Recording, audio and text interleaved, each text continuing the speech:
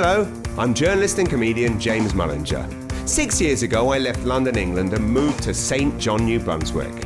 Since then, my stand-up career has taken me to just about every town and city in Atlantic Canada, which, let's face it, has provided plenty of material. But I've also come to realise that this place is special and, crucially, underappreciated. So my wife Pam and I started a magazine, the Maritime Edit, to celebrate its natural beauty and the incredible spirit of the people here. But now, I'm embarking on a tour to meet some of Atlantic Canada's most interesting and dynamic people and chat with them about what drives and inspires them and hear what they love so much about this place that we're all so proud to call home. Today I'm heading to the mighty Miramichi to meet media director, entrepreneur and the mayor of the community, Adam Lordon, who also happens to be a good friend of mine and the director of Atlantic Edition. Born and raised in Miramichi, after graduating from university, he relocated to Toronto, where he built a career in television and media, including several years as a producer and director on the Marilyn Denis Show. In 2014, when his mother was diagnosed with cancer, Adam returned home and dove back into life on the river, and at 31 became the youngest mayor in the city's history. Since that time, he has led a renewal of the community, opened a craft brewery with childhood friends, and continued to work as a creative professional.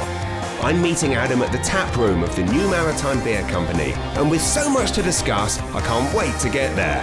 I'm James Mullinger, and this is Atlantic Edition.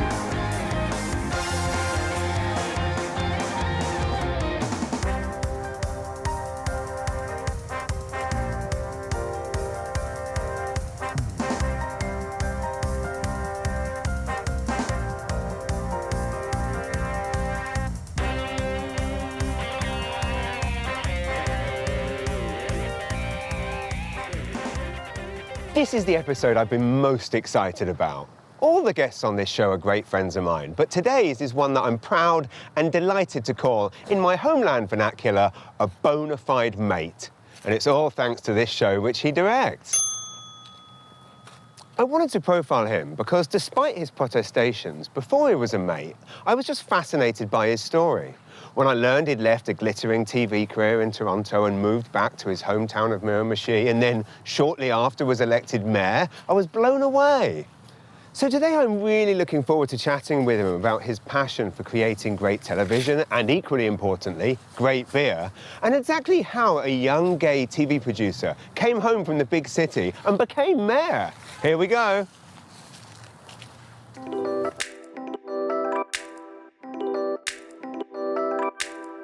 So James, you can come on in 3, 2, 1. Adam. Oh, hey, my friend. How's it going? Welcome. Thank you so much. No, thank you for having me. This is the one I've been so excited about. This is the one I couldn't talk you out of. I know, exactly. Exactly.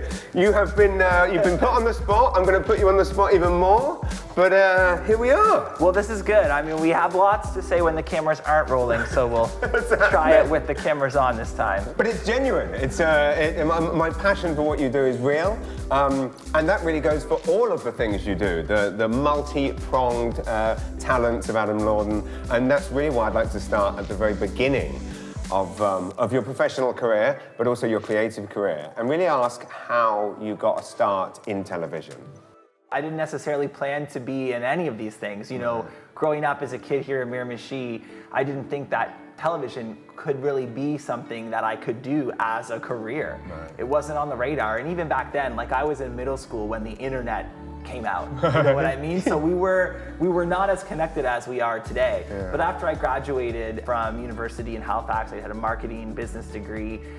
Went to Toronto, and I had what would be considered conventionally a pretty good job, working in business-to-business marketing. It wasn't particularly creative, but I also had a part-time job working in a pub, ironically, which has suited me well in these years. But yeah, full circle. That's yeah.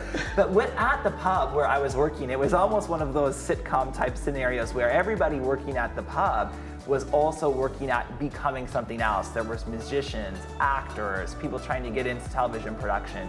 So it was really the first time in my life that I connected the dots of, hey, I could actually do this maybe as a career. And I found a postgraduate program up in Toronto. Was a 1-year course, and I had one of those life moments where you think, there's two paths, and I can either stick with the path that I'm on with this job that I don't love, which is safe. Yes. Safe, or go there. Or I can, pursue this dream that now seems like it could be something tangible.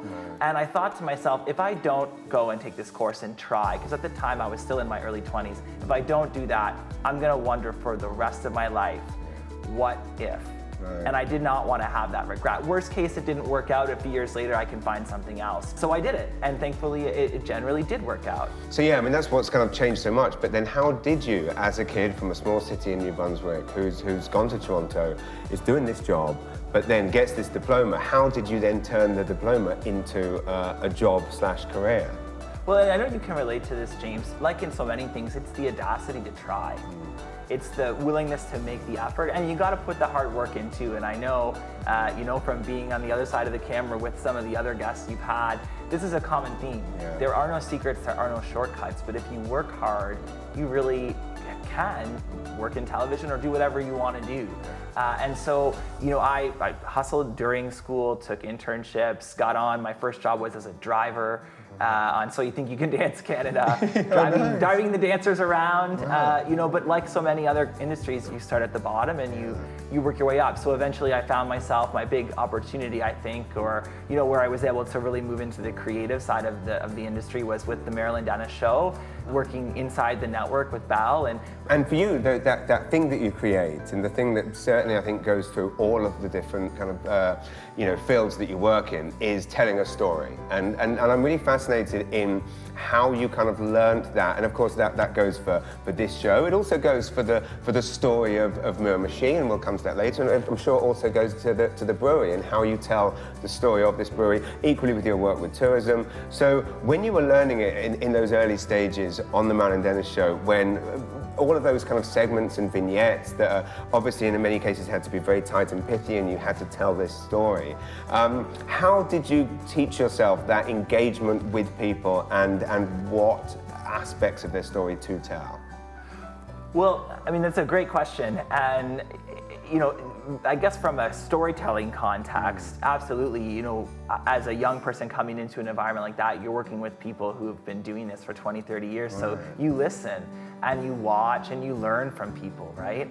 I guess I have come to learn, and when you reflect, it was always there, that I do love people, and I love helping to tell people's stories. Even on this show that we're doing now, to tell these people's stories, to help them tell their stories, it's a great honor, and in some ways an important responsibility, because you want to get it right. The stories are always so fascinating, and as a director, you're thinking about visually, how do we make this look great? But even when when I'm working with our friend Tyler, who's on the other side of the camera right now, there's always, hey Tyler, there's always way too much story and not enough time. Right. So you do have to condense it down and figure out, how can I keep the essence of what they're saying, but not a 5-minute answer in 20 seconds. Right.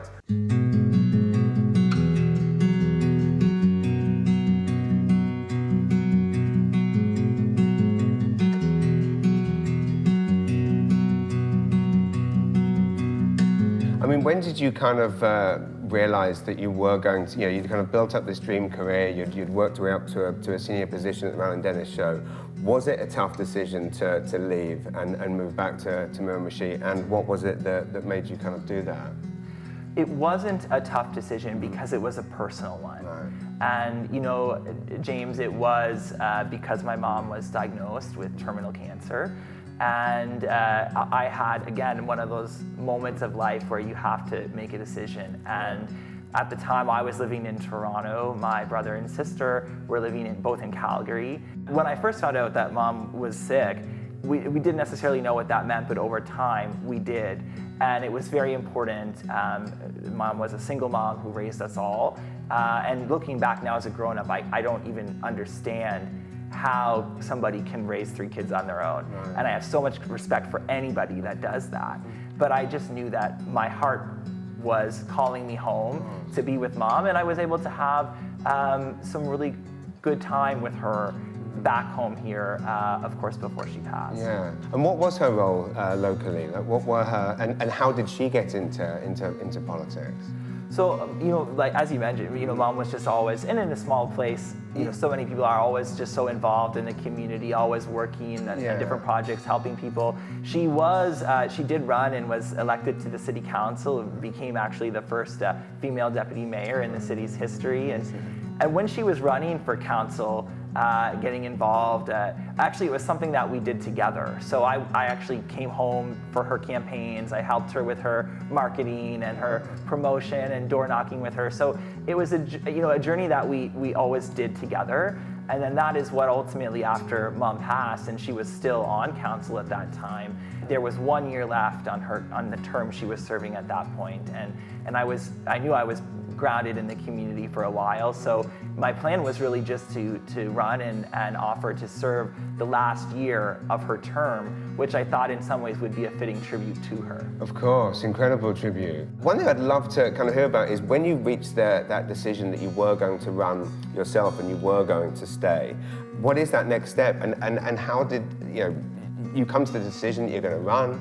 Like you, James, I'm a shameless lover and promoter of our home province here in New Brunswick and of the Maritimes in Atlantic Canada. So you're right that in a lot of the work that I do, whether it's creative or as mayor and contributing in the community, is to build this place up and to celebrate it and tell people about it. Right. Tell these stories that so many people don't know about all the amazing things that happen here. But to answer your question, I was in a very unique situation because I was the deputy mayor and our mayor died tragically and suddenly of a heart attack, which meant that I was in an acting mayor position. This was literally weeks after our election. So it was a new group of councillors that I was a part of. There was a lot of great energy. Everybody was looking forward to bringing some new ideas and positive change. And over the period of those months when I was the acting mayor, we started to build a lot of momentum and start to make a lot of things happen. And I found that I was able to contribute in the role and also to talk about what was happening in Miramichi, and realized that at the point the election was going to come up, and so my choice was to offer to run in the election, to continue in the role, or to step back and who knows who might end up as mayor. So as an acting mayor and council at the time who were moving things in a particular direction, and I was enjoying the work, I thought, well, yes, I'd like to continue because I think it's important that we continue in this direction, which is why I decided to put myself forward, and thankfully the community agreed. Amazing.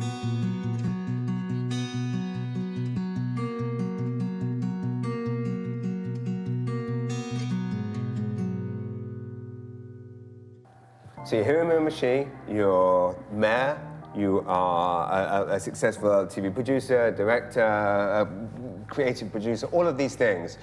What makes you decide to open a brewery? Well, why not? Right. I mean, the dream is being lived, but it's not really being lived until you literally have a brewery. That's right. Well, James, like so many great ideas, it came about at a party in a kitchen. Yes, of course it did. And so I was with a couple of my buddies, Brent and Matt, who are my co-owners at the brewery here, at a Christmas party a couple of years back now in my kitchen. And we were really talking about how Miramichi did not yet have a craft brewery, and how we all really love craft beer and would love to have a craft brewery in Miramichi as people who live in Miramichi. Yeah. And then as all of us entrepreneurs in different ways, we started to think, well, maybe that not having a brewery here yet could be an opportunity for us. So we said, well, in a couple weeks, let's sit down and talk about if there might be something here that we could pursue. And of course, the success is down to many things. I mean, first of all, the taste, and people love the beer, and that's crucial. But also, I love the branding. It stands out.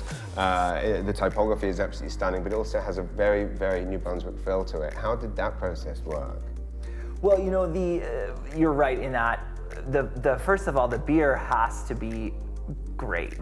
And so the first person we hired was our head brewer, David. he does a phenomenal job of making the product and making the beer taste so good that people want to keep drinking it. And I can't wait to do so tonight at the open mic night here at the brewery.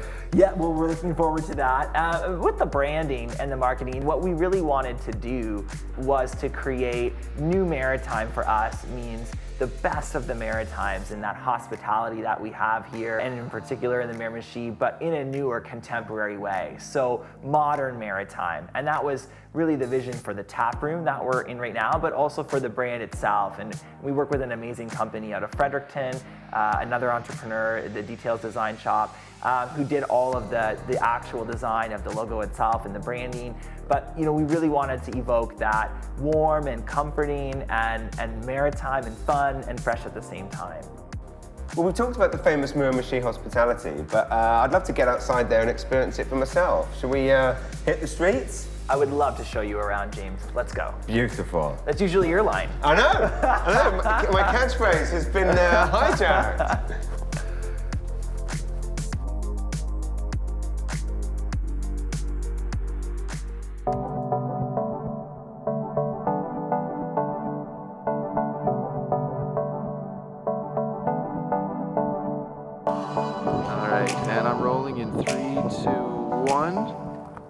Well, James, if I'm going to be showing you around, I absolutely had to bring you down here to our newly renovated Station Wharf Marina. I love it. And this is a new part we added, the Station Wharf Pier. Yeah, it's during beautiful. the project. Now, this pier actually, for the entirety of my life, this marina area was basically falling into the water. And I'm so proud that in the last few years, we worked together with other levels of government to completely restore this space. Oh my God, it have been an amazing feeling for you as someone that's kind of grown up seeing it kind of dilapidated, now seeing it back to its former glory. Well, giving it back to the community, right? So now it's another space. And for me, what was really exciting and one of the reasons I wanted to get involved was renewing our downtowns and our waterfronts especially. So to see this happening along the beautiful Miramichi River, what could be better? Right, and of course this is a place that people want to come and visit. And it's a shame when people come and visit places for the first time and things aren't looking great, and you're making them great again. Well, what I love about fixing up or restoring parts of the community are that it's so great for visitors, for tourism, but it's also great for the people that live here. Right. This is the quality of life that we want to have. We want to be enjoying life on our beautiful river. Yeah, no, it's stunning.